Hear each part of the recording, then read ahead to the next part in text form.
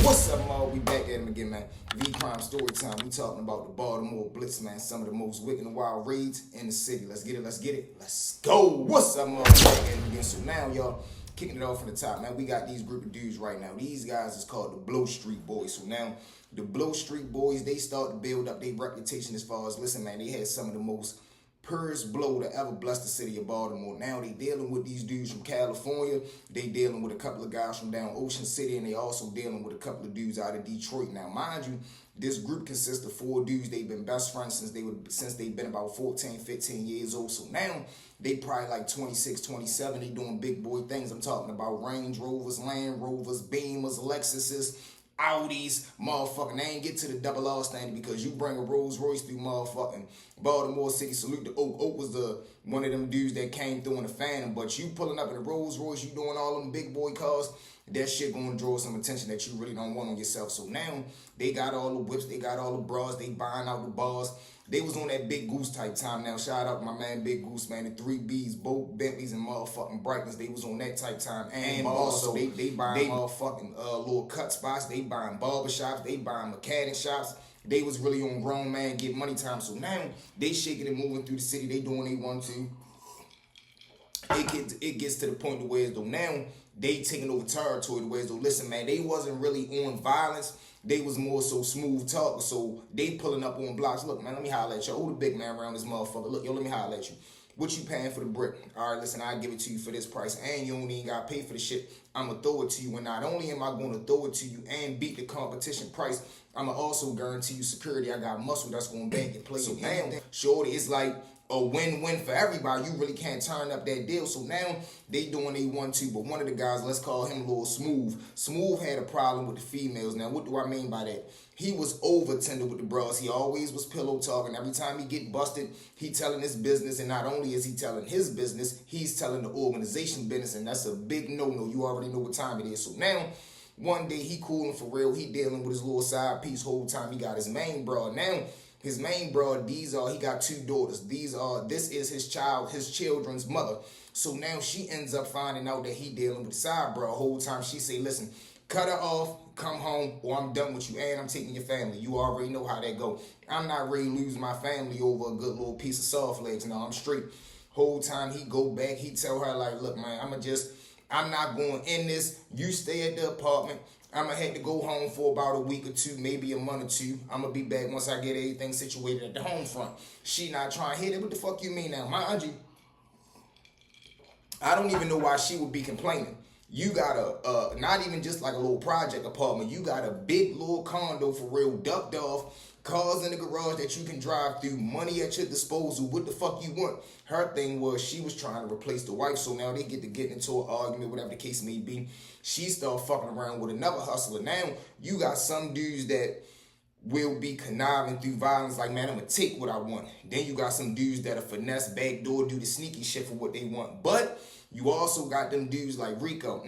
I don't like that. I'm gonna call the police on them niggas. Yeah, you got guys that'll play. They look at it like, man, ain't no motherfucking rules in the street, and sad to say, it's not rules, but it's law of the land. So they look at it like, man, ain't no motherfucking rules. We out here shooting each other, robbing each other, conniving each other. I ain't trying to hear that shit. Whole time he put the motherfucking pigs on him. Now he get the information to get 12 to smack the house through the broad. Whole time the broad give up the whole organization. Now the niggas, they so much of suckers, they won't even go and rob the niggas and get the motherfucking product. Whole time they just trying to get them out the way because, again, they got enough product. They got their own little empire. They got dudes in different little sections and states that they dealing with as well. How Shorty had the California, Eastern Shore, and Detroit. These group of guys had their own thing, and they over a whole nother side of town, so they don't give a fuck about this organization. Damn. Now, they ends up calling the peoples for real, making an anonymous call like the little Crime Stopper tip line shit. Whole time out ends up smacking the door. Now, when they smack the door, sad to say, on this day, they had just read up. They at the table putting everything together. Now, what I mean by putting everything together, these is big duds. They not putting together no motherfucking dimes, 20s, and 40s, half ounce. They putting together big shit, zones, half of bricks, whole joints that they got to get them to. They ready to get this shit together to get to hit the streets, to hit they big men, so they big men can go ahead and drop it. They go to the table and get the 20s, the dime hash, whatever the case may be. So now They all in there for real. They cool and chilling. Got the motherfucking money going through the counter. They piecing everything together. They see the motherfucking door fly out the hinges. Boom, boom. They see the door come out the hinges. You already know what time it is, y'all. They start to see them red flaming lights. They see them sirens and shit is going down. Timeout ends up hitting the door. They arrest everybody in there. They grab the work. They ends up going down. One of the biggest indictments coming out of the city. Only a 5-man indictment. Now,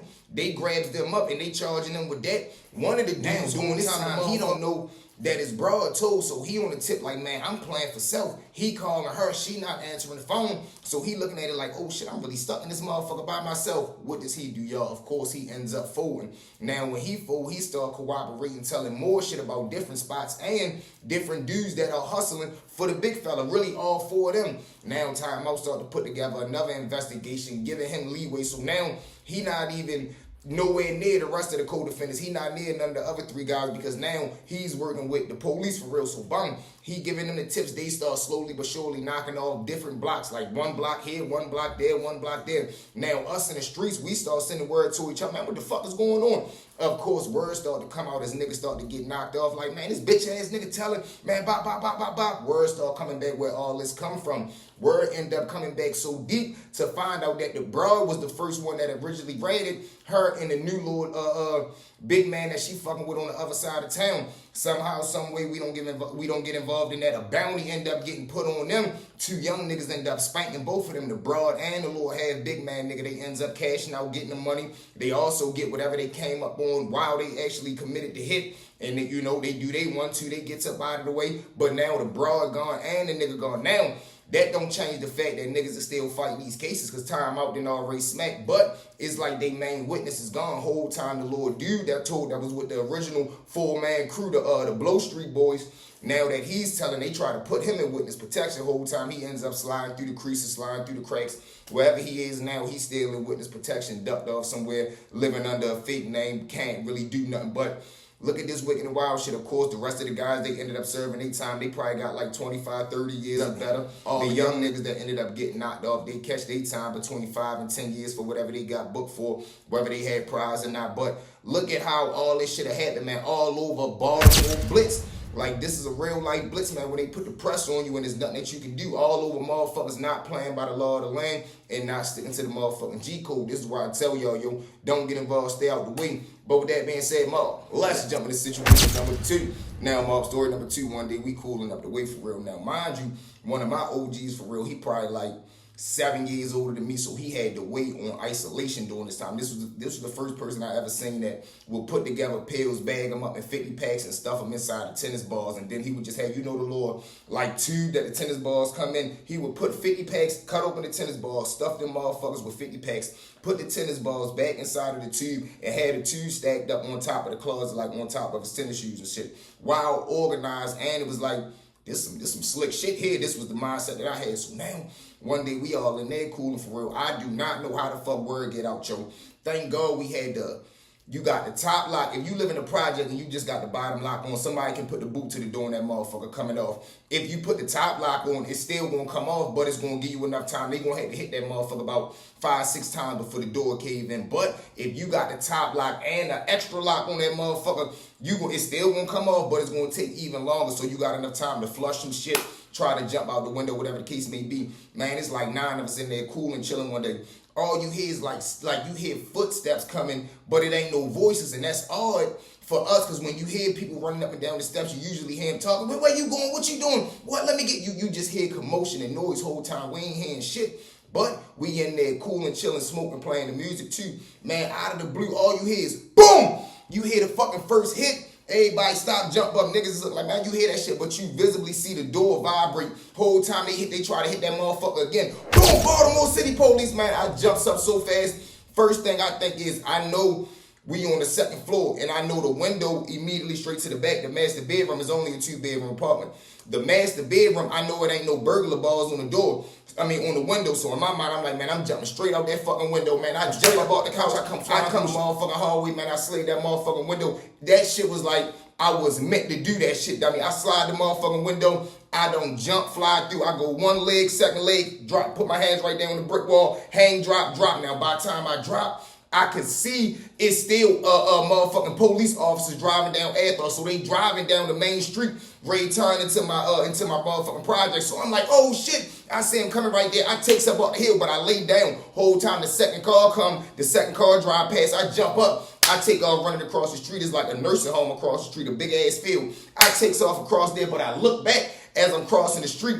I just see hella niggas jumping out the window. Mind you, I told you it was like 7 of us in there. By the time the last person is getting out the window, I can see as I'm running on the grass looking back, the window's still wide open. We done took down the motherfucking blinds and all that, just rushing and jumping.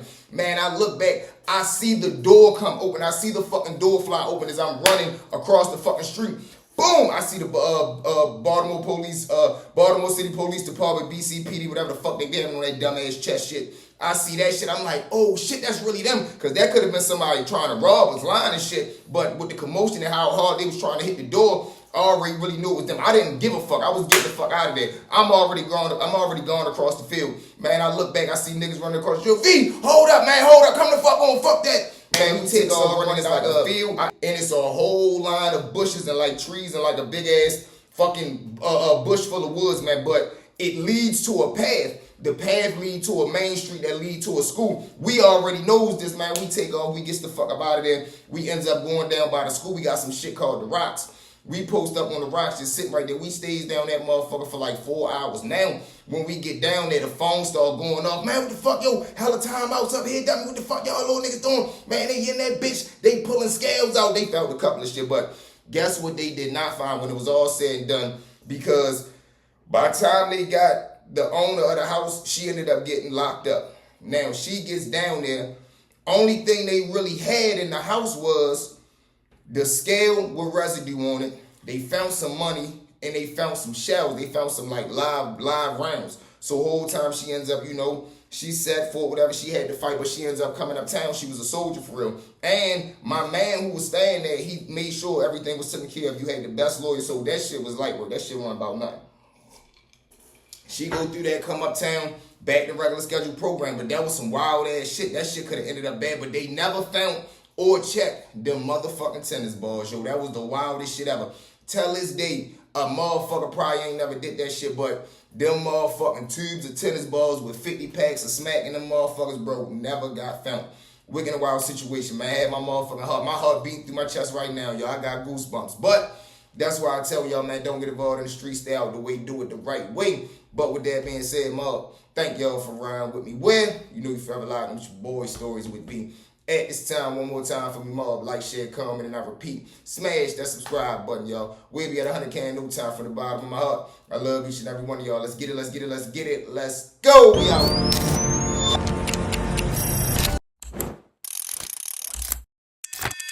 out.